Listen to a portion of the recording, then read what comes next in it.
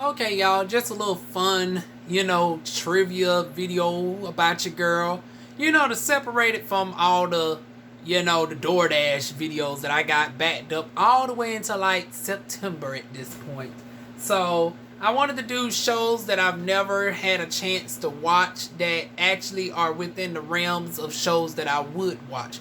There's plenty of shows I haven't watched that I don't care to see, but there are shows that I've just never gotten around to, even though it's within the same genre of shows that I would typically watch. And the shows look very interesting, but for whatever reason, with everything that I got going on, I never get a chance to actually get to these shows. Or I didn't want to pay for the subscription because they was on the exclusive service. The list goes on and on. On and on and on and on. But let's get into it. I got a list of my 15 shows that I have never seen a full episode of. I've seen clips maybe here and there, but I've never sat down and watched not one whole episode of any of these 15 shows. So the first one is Legendary, or as they call Legendary, honey. I don't know how it's pronounced, but it's on HBO Max, which I finally just forked over to cash because I wanted to see Mortal Kombat. Dum dum dum dum dum dum dum dum. Get over here, honey. I wanted to see darn going Mortal Kombat. I still have yet to see the Tina Turner documentary. I need to go ahead and set some time out to watch that this weekend as well. But it's on HBO Max, and for obvious reasons, I never had a chance to watch it. But it looks interesting. It's not actually it's not in the category of shows that I would typically go for, but it just enticed my interest, and I really want to see what Legendary is about. Another one, which is actually within my realm of shows that I watch. I'm a huge Harry Potter fan. If y'all don't know, I was a bookworm growing up, and I have read the entire Harry Potter series over 3 times.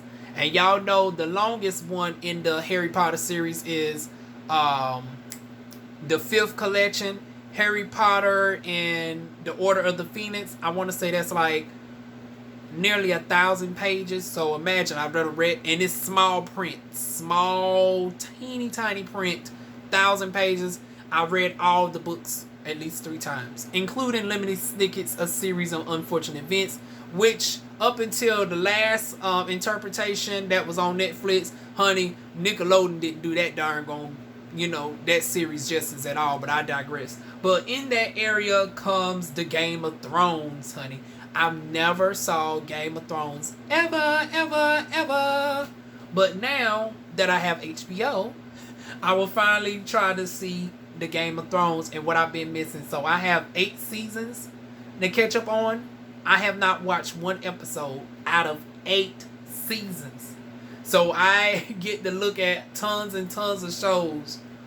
Speaking of one which I wish had more seasons, but they said it's being canceled, is American Gods.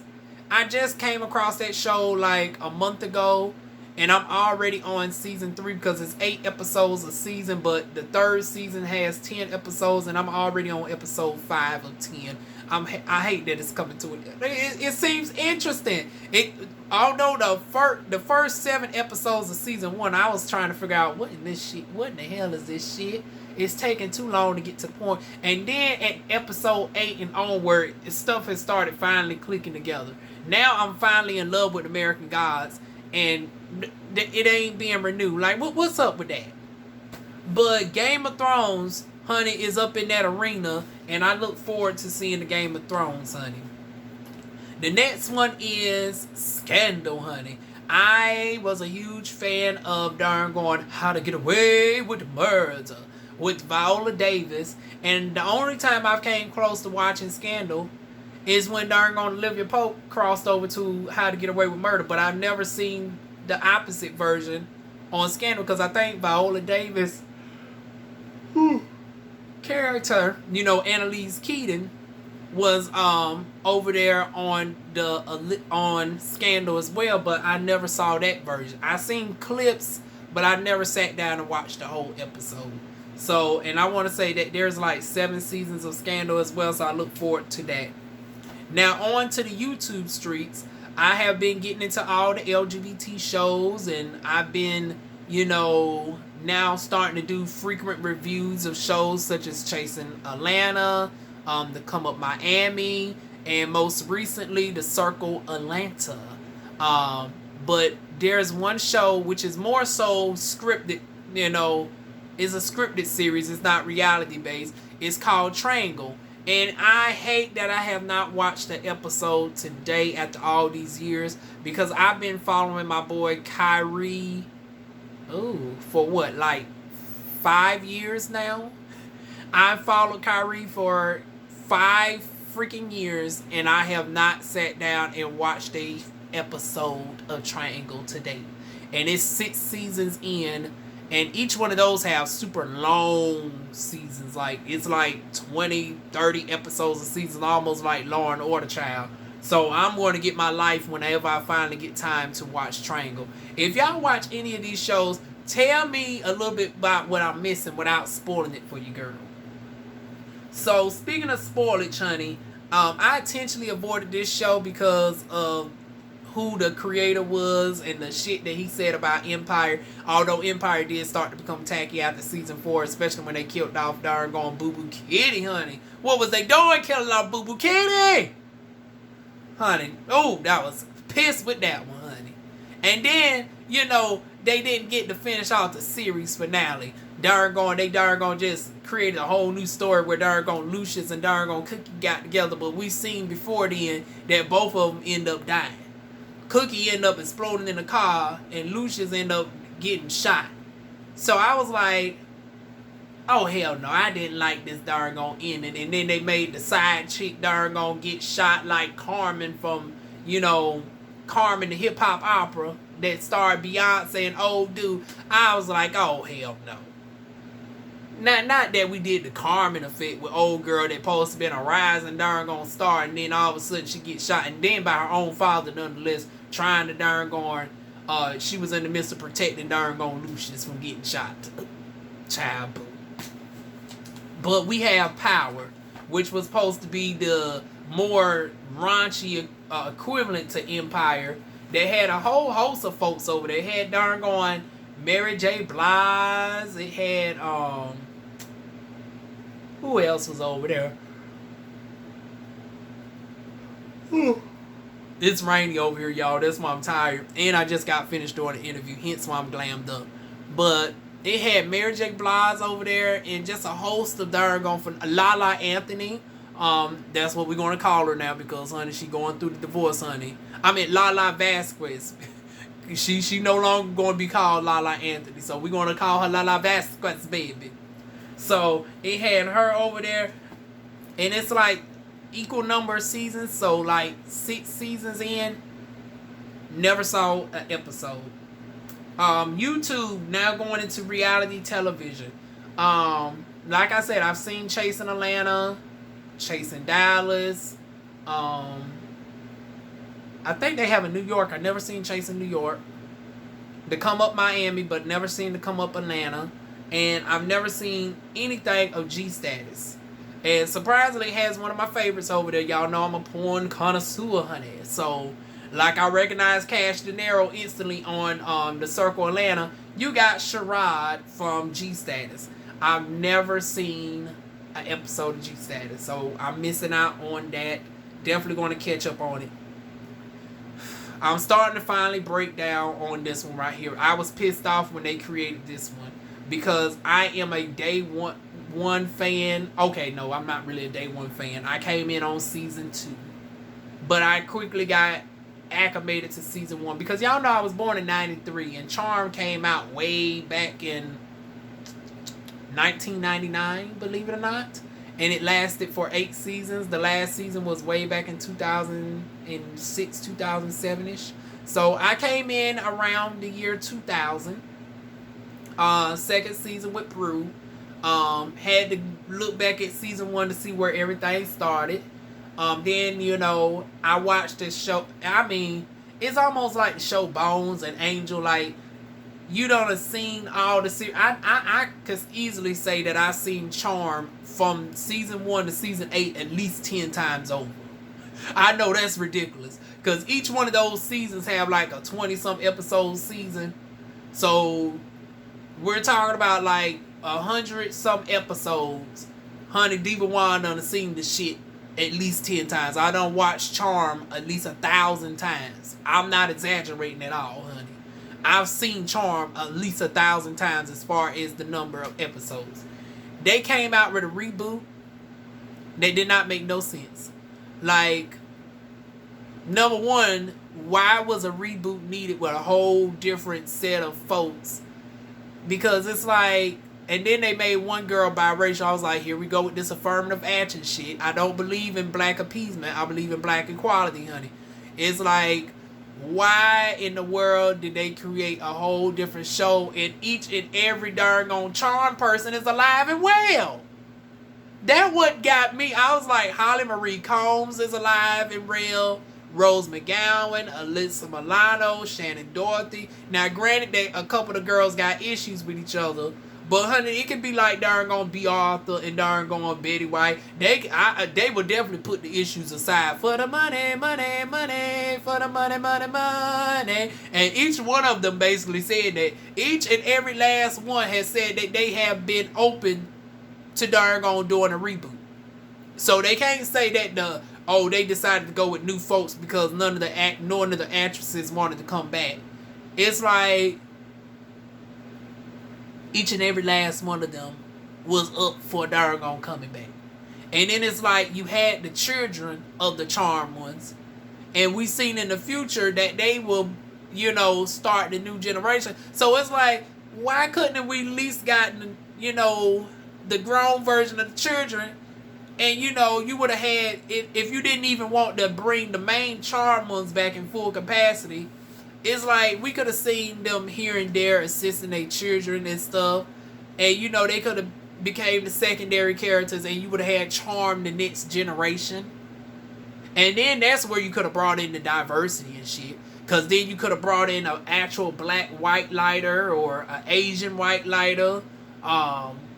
You could have had the teachers with the Charm school. You could have had different races and it would have actually been unique characters. Not just somebody who's supposed to be a substitute or somebody. Because old girl, the biracial one, I guess she's supposed to be like the Piper of the group. And it's like, no. But from what I've been seeing of the previews and shit after 3 seasons, it looks like it's interesting enough. I'm going to finally break down and see it. But I'm still mad as hell that they didn't bring my girls back. And it's like at the minimum, they need to at least do a Charm movie or something. Or can there be 2 Charms on at the same time? Like, can we have another... I know that would be very, weird and a revolutionary thing to do. To have 2 versions of a show on at the same time. But it's like, hell, there's a first time for everything. It's like you can keep this darn going watered down version of Charm, even though it got more stellar graphics. But once again, y'all in 2020, Charm started out in the early 2000s, late 90s. Okay. But anyways, it's like, bring back my original girls, honey. That's what I want, honey. But I'm going to finally give the original Charm his, chance. Next is on to the cartoons. So, y'all know I'm a huge fan of Yu-Gi-Oh! I'm a season 1 girl of Yu-Gi-Oh! My favorite character is my Valentine, honey. And then in later seasons, I fall in love with Akiza. And then Sherry LeBlanc, honey. Y'all know I had to fall in love with the French character. Le Français, Sherry LeBlanc. So, with that being said, I'm the team females of the Yu-Gi-Oh! Saga, honey. But I've never seen Yu-Gi-Oh! Oh, this bitch. Everybody wants to call me during times that I'm recording. But anyways, I've never seen Yu-Gi-Oh! Generation 6 nor 7 because I don't think they came out with an American interpretation of it just yet. Hell, it took me up until, last year to see the 3rd season of Yu-Gi-Oh! Arc 5, even though it's been recorded since 2016. But for whatever reason, it was hard to get it onto Hulu for the longest. I seen the first 2 seasons by 2019, but I had to wait until 2020 for the 3rd season to come out in the English version. Hell, they didn't even give us a Japanese dub to look at. I would at least would have looked at the characters, whatnot. Couldn't understand shit, y'all. I read and speak 4 different languages, but Japanese ain't one of them, child. But on to Japanese anime even more. Pokemon past seasons 12. I'm a day one Pokemon person from the first Pokemon to 150. Then they came out with the second generation, third generation. I fell off when they darn aged Ash back down to 10. I was like, damn. Y'all gonna do Ash like the darn Simpsons, darn Bart and darn Lisa gonna stay 10 and 8 years old? They older than me, but they gonna darn still be younger than me. Ash was growing up with me, like up until like season 7 or it was like, let me see. It was like season 7, 8, 9, somewhere in that arena area where Ash was like 14, 15, 16 years old and I'm like 14, 15, 16. And then all of a sudden, it was my junior year of high school and they darn gonna put Ash right back down to 10 years old. And just made him forget everybody, like Misty, everybody. I didn't understand that reset where every so often, now it seems like Ash don't know all the Pokemons no more. He's learning about the Pokemon all over again. I was like, what type of shit is this? And these are Pokemon that Ash had in the past. Like, I'm seeing on the new show when he comes across like a Butterfree or a Pidgeot, and it's like, okay, these are Pokemons that Ash actually had. And, you know, some he had to release for a myriad of reasons. Some that he keeps on the farm with Professor Oak and all of that. But I was like, we just gonna forget all these. And then it's like, in the new adaptations, like, we don't ever get to see no mixture of the older Pokemon with the new. It's like, yeah, I understand that y'all want to start Ash over again with a whole new set every time, every new season or whatnot. But it's like, can we at least every now and again during the Pokemon League, can we get some older Pokemon from the past to mix it up? It seems like Ash just loses all of his Pokemon every time they revamp another season on them. Like, I don't get that shit. And that's where I started losing out on Pokemon. It was one thing when he started out with new sets of Pokemon for the exception of Pikachu that stays with him. But it's like, they never introduced the old ones, mixing it with the new ones. Yeah, that always irritated me. So back on to reality television. Jocelyn Cabaret is on season 2. I have not seen not one full episode. I was not about to subscribe to Zeus, but now that it's on now that it's on WeTV, I might finally give it a darn try, honey. So, Jocelyn Cabaret, I might finally go ahead and give you a try sometime within the next few days. Back to darn comics and stuff. WandaVision. WandaVision looked dorky to me for some reason, like, cause I grew up on the Wanda that supposed to be the child of Magneto, and now they done separated Wanda from darn Magneto. Now she supposed to be the child of the gods and all of that. Her and Quicksilver. I was like, okay, really? Oh, this some bullshit. And then it was like the profile just seemed too goofy-ish.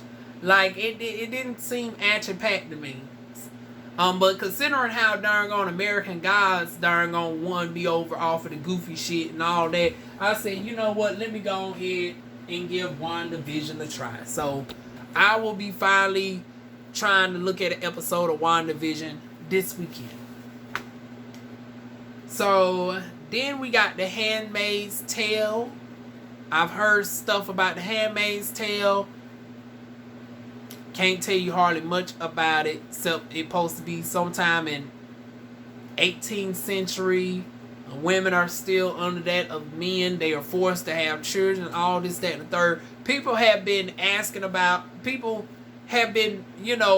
hooked on this Handmaid's Tale, and I want to say it's like 4 seasons in, So I want to see what I'm missing out on. Like, I can't even give you a description of it, of The Handmaid's Tale.